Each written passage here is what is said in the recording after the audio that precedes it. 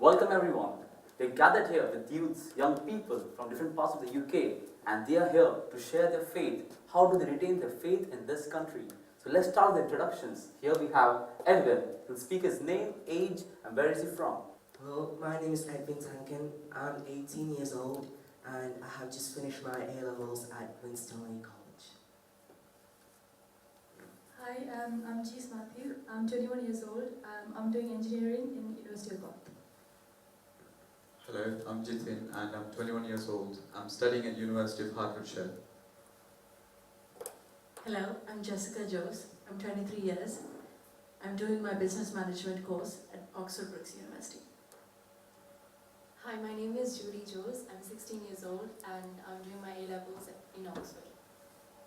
Hi, my name is Valenka De Silva. I'm 19 years old and I study at the University of Northampton. Hi, my name is Harry Christopher Ericott. I'm 26 years old. I'm doing my post-graduation in engineering at University of Bristol. Hi, my name is Blair Binu. I'm 16 years old and I just finished Year 11 at St. John Fisher Catholic High School. Hello, my name is James Canonical. I'm 17 years old and I'm doing my A-levels in London. Hi, my name is Eva Sebastian. I'm 21 years old and I'm a fourth year medical student at University College London. Hi, my name is Janet Jose. I'm 20 years old. I finished my second year of Biomedical Sciences at Brookes University. Hello, my name is Justin. I'm 24 years old and I'm doing a Master's in Biomedical Science. Hello, my name is Bridget Joseph. I'm a current student in college. I'm from Bristol.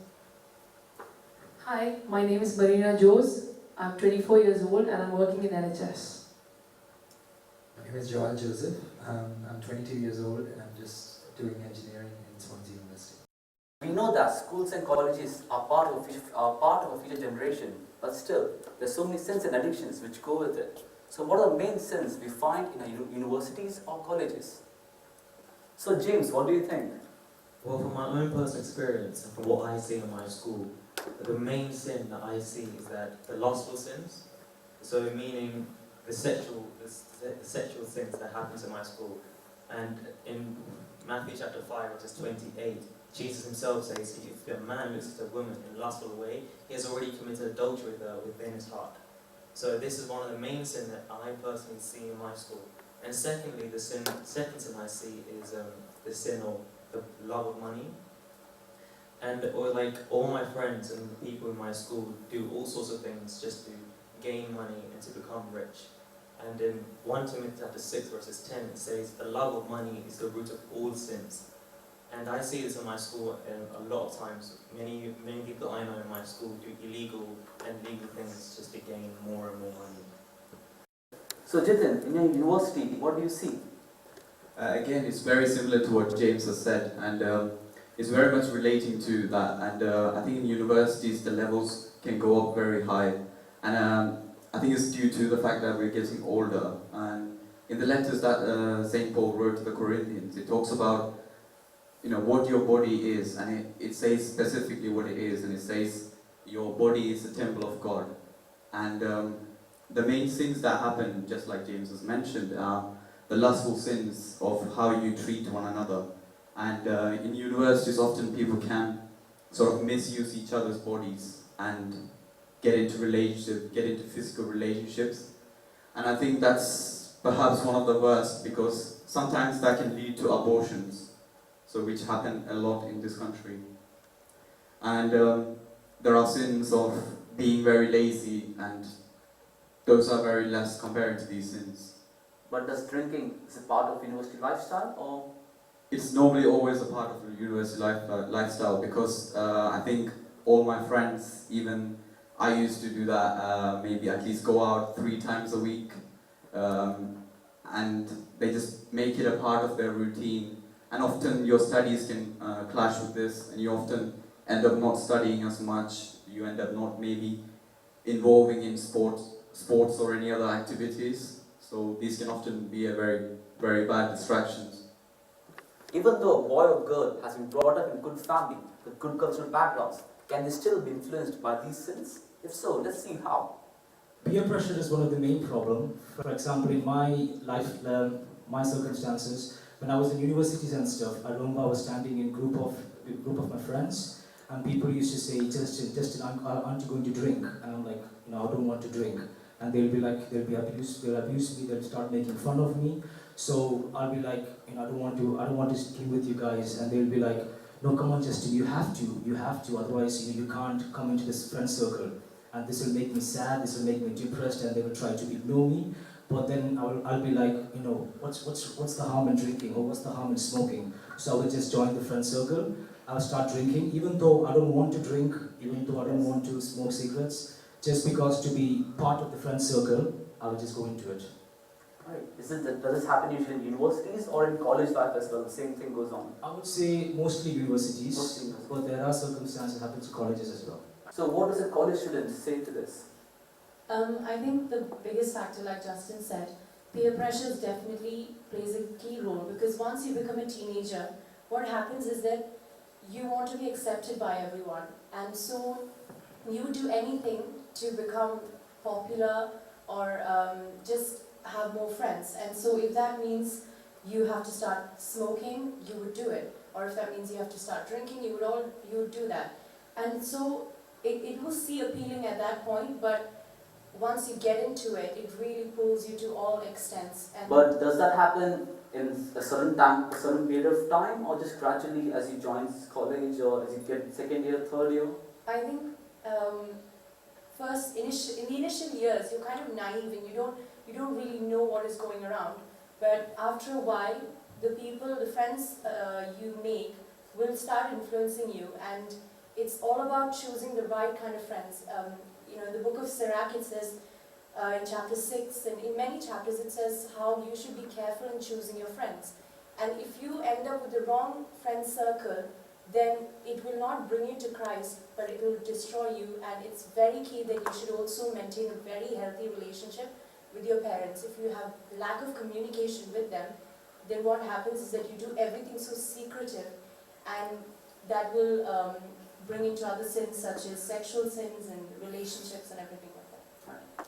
As Judy said, many parents in this country, they never spend time with their children, and this influences the children to go out, seek new friends, get into wrong relationships, and that leads them to sin.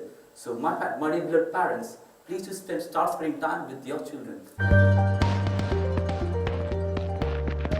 So is there any difference between sins among boys and girls? Let's hear that from Marina. It is equal. So I don't see, honestly, a difference between a boy and girl in terms of committing towards a sin. So what do you guys others say regarding this topic? Well, in my opinion, there's a difference between the sins that a boy falls into and what a girl falls into. In terms of, I see that there are more boys who have sins like pornography, whereas there are more girls who are addicted to materialistic things. So there are certain differences, but both boys and girls do fall into more sins, especially as they grow from college to university. So how is it at Bath University? Well, when I moved to university, I had to stay in halls, and I was sharing my hall with 17 other people. 17? 17. So there was, majority of them were guys, there were sort of 4 girls. So main sins, if you could say, they were doing was obviously sexual sins.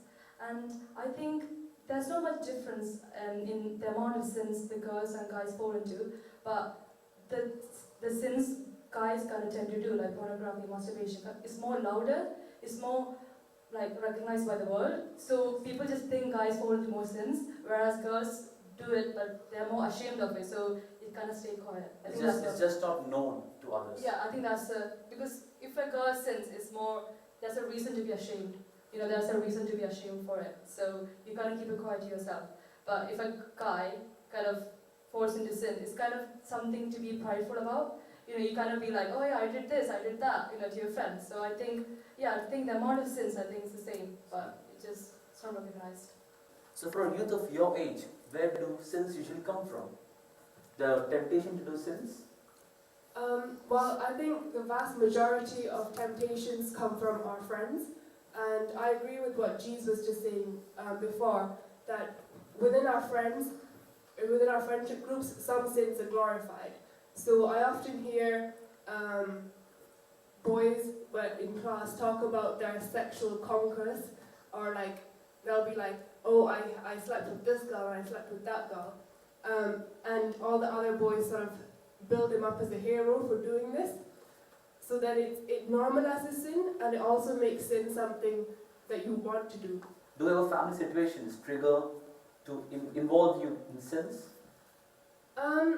Yes, I think to a degree it does make a difference. We can see in research and things that children who come from families where parents are divorced or separated, or where there is a lot of troubles happening, and it's very common in literature, in research, that these children are more likely to deviate from social norms or what is acceptable as good in society, and they're more likely to go out, get drunk, take drugs. All of these things are very common, even if you don't look at statistics, just from generalization, you can see that.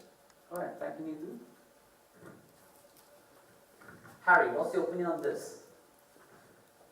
I would agree to what Neetu said, but for me personally, I would say rather than friends, it was my own excitement to try out things. So when you reach a certain age, when you see other people doing things, you also want to try out new things. And at that time, it may not be exactly, you would not know the exact knowledge whether it's a sin or not, but you just try it out. And that's how I started. And my friends were there to actually support me most of the times when I ever sinned. And the other thing, I think the second point I want to make out, you also look up to your parents. So when you look up your elder people, when they try or when they do certain things, you try to imitate that as well a lot. Yes. And it's, for example, smoking, drinking, for those kind of things. I kind of got from my elders where they were doing it, so I tried it. So Edwin, what would you like to say on this? From my own opinion, I do feel like the universities and the college itself influences a lot of things. Because when I first went to college, I was offered condoms, and I know from my own experience, many friends who go to universities and they get offered vouchers and free passes to go into nightclubs. And that itself, I think, do trigger the sin. You're more tempted to look for those things and actually get involved in those things. And so I therefore believe that universities and colleges do have a huge role in why we fall into sin. Yes, I'd just like to add to what Harry was saying before. I know that there are some children and some youth out there who are highly influenced by what they see their parents' friends do. So, for example, if your parents had friends who were drinking, and you grew up seeing this, and even if your parents never told you don't drink, you would think, okay, well, my parents' friends all like to drink, all like to smoke, then it must be acceptable for me to keep the same type of company, despite the fact that maybe my parents say don't keep this company. When there is a contradiction between what parents say and what parents do, it becomes extremely confusing for the youth, and it becomes very difficult to know what is right to follow. So my dear parents, as you see, actions speak louder than words. Even though your kids, they might not listen to you, they're always seeing, watching on whatever you do. So I humbly request you, be careful in whatever you do, especially drinking, smoking, even lying, that can affect the children at a very young age.